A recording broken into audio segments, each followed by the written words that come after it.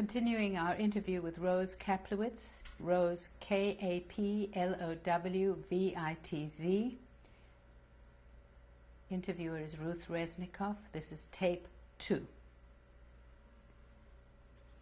Rose, you began to tell me about how the Germans methodically began to take people away. Could you start that again? Was it 1940? That was end of 1940. Well, first, even before that, they terrorized us in different ways. Such as, I remember one day, do you mind if I go back? Of course not. One day they came and asked my father for his identification card, and they went to each household and they asked for the IDs of each man of the home, and that they were going to hang 3 people, and they wanted people from each home to witness it so as to instill fear in all of us. And I'll never forget that, because that day we kids were playing in the street, and we found out that they are going to hang 3 men. And we thought, oh, let's go and see it, as though this was some kind of a circus or something. I have never seen a Western movie. I have never witnessed a hanging. So it was a novelty. It was something like exciting, something new. So we all ran into the square also. And I'll never forget it. As I was standing there and waiting, not knowing what I was about to see, it was a gorgeous sunny day, and unconsciously or subconsciously, I was humming to myself a song that Jeanette MacDonald sang in the movie about San Francisco. San Francisco, this has Polish words to it. And I was humming that song to myself, and suddenly a horrible scream went out from the whole crowd, and I looked up and I saw the 3 men hanging. I cannot forget the sight because of this song. Whenever I hear that melody on the radio, on television, or wherever, I see the 3 men hanging. So those are things that I can forget because of a song. Others can probably forget because they viewed it. But it was, again, another means of instilling fear in us. But as I was saying before, that how we were being deceived all the time. You know, they would come suddenly at night, force your front door open, and by the time you were awakened, by the time you began to realize what's happening, several members of your home were taken away. Or from time to time, they would send a notification that you are to report to the Umschlagplatz for young people. But it was during one of those raids, those nightly raids, that they surrounded our street, and it was lit up, and they forced their way into our home, that one of my sisters was taken away. And she, my sister Mania, she was the first one to be sent to a labor camp deep into Germany. At first, we used to get postcards from her telling us that she is working, that everything is orderly. We knew and realized that this is what she is forced to say, that she cannot really open up and say what she feels. It was painful because our family was growing smaller all the time. My sister, who lived in Kielce, we lost contact with her completely. And my brother was dead, and here my sister was taken away. So our family was growing smaller all the time, and the sadness was setting in as time went on. I remember in 41 and 42, there were no more books to be gotten for a Jewish child, because the libraries were closed to us. We could not, in Poland, in order to be a member of a library, you had to be a member and pay dues. We were not allowed to be members anymore, so even books were not available to us. It was a very difficult childhood because of that. But somehow life went on the best we could, and we still were filled with hope. we did not realize that time will get much worse. We thought That was bad enough. Yes. We thought that after all, my father had so much faith, President Roosevelt of America will not let them do such things to us. We were always wondering, where's the world? Where is the whole civilization that nobody speaks on our behalf, that no one does anything? We're always hoping that how far can they go without the world? Did you have any awakening? radio contact with the... No, radio was complete. There were no more radios for us. That was taken away too. We were forbidden to have a radio, as a matter of fact. And even when at one point, I believe that was in 41, or might have been even in 41, that Hitler, a train with Hitler on it was passing through our city. All the Jews, as well as the Poles, were forbidden that day to leave our homes. They didn't want any of us on the street. Not that he disembarked or anything, but no one was allowed on the street that particular day. So, but somehow life went on, always hoping, always believing that this will end tomorrow. But it wasn't meant to be. In summer of 1942, and how can I forget, we were ordered to report to the Umschlagplatz, which was a gathering point. We were told it would be a routine check, we would have our ID stamped, and we would be released. But somehow it was so important to have that ID. Without it, no food rations. Without food rations, how long could you survive? So it was out of necessity that we had to report. Being told that it was a routine check, we just went in the clothes that we were wearing. But no sooner have we reported to the Umschlagplatz, we were soon surrounded by Gestapo and SS, and we were kept there for the next 2 days and 2 nights. The Umschlagplatz was a sports field that held so many pleasant memories for me personally. It was the place where we used to go ice skate during the winter. It was the place where my brother used to play soccer. But as long as I shall live, I shall not forget the nightmare of the Umschlagplatz. There were close to 30,000 people gathered there. And we were kept there for 2 days, for 2 nights, without food, without water. Can you imagine the old people who were sick, who collapsed?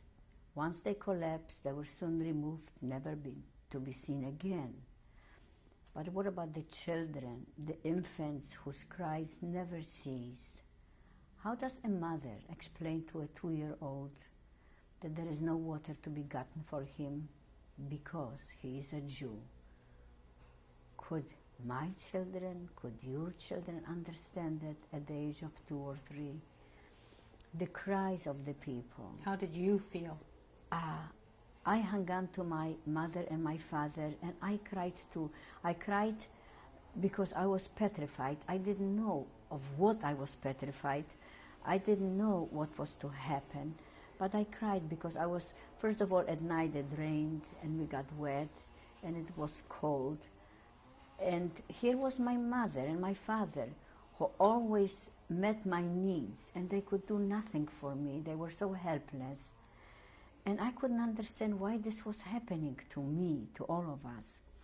You know, at night it rained, we were cold, we cuddled, filled with fear, not knowing, not realizing what the next morning will bring. Finally, on the 3rd morning, the great selection began. We were ordered to stand in long files, and in front of each file stood a Gestapo. In front of each file of people, of each line, stood a Gestapo or an SS man. They would put a stick in front of them. That stick sort of served as a separation. I believe it was a mental separation as well as physical, though we were some kind of a germ and we could not approach them too close. And as I was approaching that Nazi dressed in black uniform, I was thinking, who is he? What is he doing? Though to me he looked like a devil, on that day, that horrible day that I shall never forget, he and those standing there in front of us played the role of gods. For each of these men, of these human beings as we call them, was deciding that day who shall live and who shall die. And all it took is a turn of a thumb. As we were approaching them, the selection was swift. Right, left. You looked at them and they didn't even see you. It seemed like, what are they doing? We didn't know. Those sent to the right were young, healthy, strong. Among them, another one of my sisters. Soon these young people were loaded on trucks, and eventually they too were shipped to labor concentration camps. Some people were at least allowed to go home. Those sent to the left, among them my father, my mother, my younger sister, and myself, were slated to be sent to Auschwitz. Auschwitz is a small town located not very far from my hometown. Yet it has become the place where the great German scientists, architects, engineers, doctors have developed the most effective, most efficient death factory. Everyone knows of Auschwitz, but in that period of time, in 1942, in the summer, we did not even know that such a place exists. And today I wonder about the Nazi guards. They knew where they are sending us. Because there were close to 8,000 people that were going to be shipped to Auschwitz, over 8,000, they placed us in 2 buildings where we would have to await our turn. And somehow we were fortunate because we managed to escape. In that chaos, my mother and my younger sister were separated from my father and me, and we ended up in 2 different buildings. But my father and I managed to escape with the help of a militiaman, that means a Jewish policeman who worked for the Judenrat. He was a boarder in our house. For when the Nazis entered, we had to give a part of our home up and share it with other families. And since he knew us very well, and since he lived in our home, he helped us escape. He took us in the middle of the night, my father and myself, to the roof of the building, and from there he told us, you will have to go through several buildings, but be careful, and you will make it safely home. You crossed from one roof to the other? Another, yes. And we made it safely home. We immediately tried to inquire of the whereabouts of my mother and my younger sister, and when we found in which building she was, she too was helped by our family physician, Dr. Plavner, who was a neighbor of ours, who helped them escape in garbage vans. So here our family was reunited by that time again. Can you know more about that escape? How did they get into the garbage? Well, he got them into vans that were being taken out of that building. Was he Judenrat too, this doctor? He was a Jew. He was a neighbor of ours. I'll never forget him because he also had a little girl my age who had a governess. That child was so pampered. She never played with us in the yard. She was always sitting on the balcony with her governess and envying us. Sometimes I would be called to go and play with her. I did, but I really didn't like to. I wanted to be with the kids. And when I think today how deprived that child was, I know that on the way to Auschwitz, her father injected something in her and put her to sleep so she wouldn't wake up alive anymore.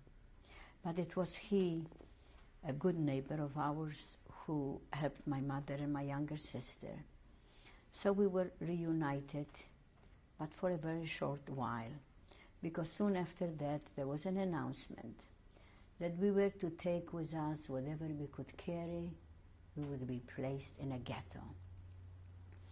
You see, a ghetto was a necessary thing because it brought us all closer together. It gave the Nazis a better control of us and an ease in deportation, eventual deportation. How does one decide what to take? There were no moving vans, there were no cars, no buggies, no horses. How do you decide what to take from your home? Only what you can carry in your hands. How much can you carry in your hands? What do you take? Your clothing, your bedding, pictures, utensils. It was a very difficult decision. And can you imagine what a ghetto is? Here I was born in this home. All my life I lived on the same street, and I had to leave the neighborhood that I knew, that I loved, and go to the edge of town where the ghetto was located. In our case, it was on the outskirts of our hometown. There was a railroad track that led right up to the ghetto gate, and we were placed one family per room. So try to imagine having to share a home such as we have today, with as many families as there are rooms, total strangers from different walks of life, and you have to learn to get along with these people. We were assigned to the kitchen, and through the kitchen everybody had to walk through. It was a difficult time. But what is a ghetto? Each ghetto, of course, was either surrounded by brick wall or barbed wire. There were guards all around the ghetto all the times. And what is there in the ghetto? Of course, there are no synagogues to go and pray. There are no schools. There are no libraries. There are no bicycles. There are no toys. There are no books. There is no paper. There is no pencil. There is nothing, it seems, in the ghetto, just emptiness, hunger, starvation, epidemics, and death all around you. I have such horrible memories of life in the ghetto. Suddenly it seemed like my life has collapsed and I was just thrown into a pit from which I could not possibly escape. It was a terribly difficult time in my young life at that time. Can you give me some details about the food rations? Well, the food rations, my father would get the food rations for our family. It was not very much to eat, but somehow, as long as we were together, that was the main thing, to be together. There were families who, during the constant raids, which they never ceased, during the constant raids, families were broken up. You see, there was a definite program, definite plan. The young, the able-bodied, young, strong people were being shipped to labor camps where they would help the Nazis in their war effort. The old people, or the very young, by old I mean anyone over 35, or young kids like myself, kids under 15 or so, were rendered useless by the Nazis. Therefore, the strong and young people were being constantly taken away, shipped to labor camps, the others to Auschwitz, unknown to us. We were constantly told that we would be resettled to a different city since ours was overcrowded. And I don't know if we chose to believe that or if we believed it because who could imagine that there is such a place as Auschwitz? But what it did, it broke up the family unit. And by breaking up the family unit, we each served as a hostage. we knew that if we get out of line, my sisters could suffer, be killed for it, and they in turn felt the same thing. So when today you are asked, why did you not fight back? Or although there was in every ghetto, in every concentration camp, there was an uprising of a sort or sabotage of a sort. Such as? But such as like in our ghetto there was formed organization Svi Duński and Józek and Bolek Kożuch, two brothers. They started organizing an underground movement. But the two leaders were caught, shot, and that broke it up. But even if they wouldn't be caught, what were the weapons that we had to fight? Without the outside help of the Polish underground, it was impossible to rise against the Nazis. Today, if you hear of wars or uprisings, you know that these people get weapons from somebody. Nobody in this world, this whole huge world, nobody helped us by supplying us with weapons. Nobody helped us by supplying us with the barest necessities such as food, to keep our souls intact, to keep our mind working. And also you must take into consideration that if you are 18 or 17 or 19 and you are ready to die for a cause, you must take into consideration that if you should be caught, you definitely will die, and you are prepared for it. But you also must be able to bear the responsibility that if you get caught, your whole family will also be wiped out, and sometimes a whole village, which was the case in Lidice. One young man killed one German soldier, and the whole village was wiped out. So it wasn't easy just to go and fight. And then most of the people fought with bare hands. How can you fight an enemy composed of barbarians, allowed to go unchallenged by a world, by a civilization that chooses to look the other way? That's the painful thing about that. But what about in the ghetto? There were children in the ghetto, like myself, children whose parents were taken away during the previous raids. There was an orphanage in the ghetto, but the children became streetwise because life made them so. They realized that whenever there was a raid, the orphanage was the first place raided, because again, the young people were rendered useless, so they were the first ones to be shipped to Auschwitz. And a lot of those kids refused to go to the orphanage. Where did they live? In attics, in basements, in the field. They ate whatever they could find, steal, or as they called it, organize. There was a boy who was my best girlfriend's brother. His whole family was taken away, and he was the only one that remained. My mother asked him if he would like to come and stay with us, but he chose not to. Why? Because he saw that there was no room, or we had only one bed in that room that was for my mother, my father, my younger sister, and myself. And he got used to already living in the street, I guess, with other boys and girls. And I think maybe he felt more comfortable than in a family unit. Of course, he, like everybody else, perished too. Because of the constant raids of the Nazi raids, people began building bunkers. You know, no matter what, you always want to make it one more day, always hoping that tomorrow it will end. In our case, we built also a bunker. It was in the basement of the building. It was a windowless wall, and parallel to that, we built another wall from old bricks. You had to descend to the bunker from the floor above, but always somebody with a green card that was like, that meant that you were employed and that your employment was necessary.